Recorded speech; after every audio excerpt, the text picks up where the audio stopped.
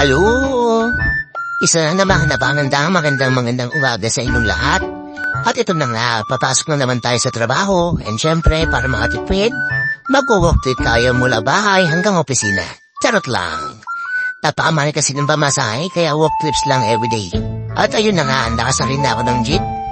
Naiiya pa ako sa lagay na yan kasi may tao, pero palag lang. Kali shot muna Tahimik lang ako pero shinout na ito sa isip ko, Kuya Driver. At nandito na tayo sa may SM Bacoor na minsan mall, minsan swimming pool. Kasi laging baha dito pag umuulan, ewan ko lang na yun. At nandito na tayo ngayon sa Prisco Size HRM. Tahanan ng mga matatalino, talented, magrenda at mga poging kadaya ko. At nandito na ako sa aking trono. Nagpalit na ako ng damit kasi umaga pa lang amoy panghapon na ako. At ito nga pala si Ma'am Lu na maganda at napakabait. Buhay ka naman dyan, Ma'am Lu. At syempre, bago tayo mag-start ng araw at sa trabaho, kailangan natin ng word ni Lord, pampalakas, di ba? Syempre, hindi mawawala ang selfie. Kahit sumakit mahalig nila, kakatingala, aura pa din. At bilang isang mabuting mamamayan ng bansang Pilipinas, tayo magkatrabaho ng mabuti dahil tayo ay alipin ng...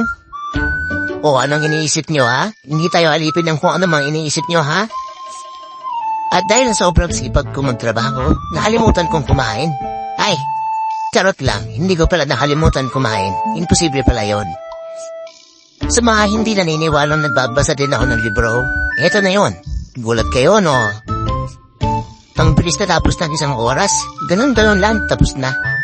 Kaya tara, samahan niyo na ulit ako magtrabaho ng marangal para sa bansang Pilipinas. At syempre, para may pambili tayo ng Jollibee.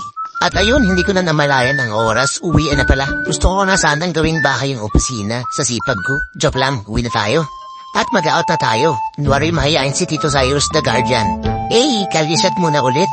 Salamat sa suporta. Hanggang sa muli. Paalam!